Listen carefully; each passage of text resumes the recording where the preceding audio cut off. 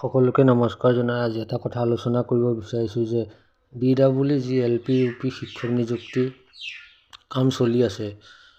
তেনে ক্ষেত্ৰত এটা প্ৰশ্ন আহিছে যে পুনৰ পৰ্টেল ৰিঅপেন হ'ব নেকি বা NIOS আৰু CTET প্ৰাৰ্থীসকলে আবেদনৰ সুবিধা পাব নেকি।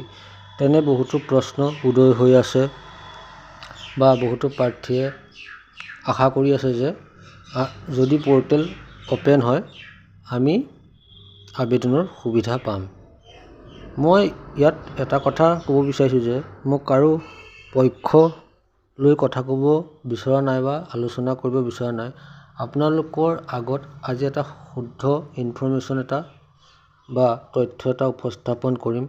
পৰ্টেল পুনৰ অপেন হোৱাটো কিমান দূৰ সঁচা আপোনালোকে নিশ্চয় জানিব পাৰিব।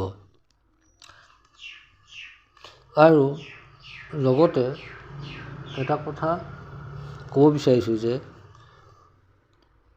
পৰ্টেল পুনৰ অপেন হ'লে এটা সমস্যাও দেখা দিব।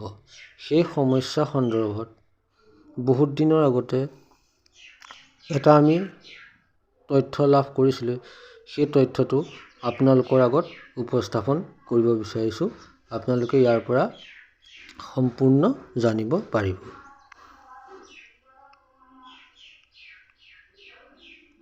এতিয়া আপোনালোকে তথ্যটো শুনি লওক। মই পৰ্টেলটো খুলি দিয়াৰ লগে লগে যিসকলে অলৰেডি আবেদন কৰি থৈছে মই পৰ্টেল খুলি দিলে তেওঁলোক হাইকোৰ্টত গুচি যাব। এতেকে যিসকলে দুদিন পাছত বা লাষ্ট ডেটৰ পাছত যিসকলে টেট পাছ কৰিছে তেওঁলোকে এই আমাৰ আগষ্ট ছেপ্টেম্বৰত প্ৰকাশ পাবলগীয়া বিজ্ঞাপনত তেওঁলোকে আবেদন কৰিব পাৰিব।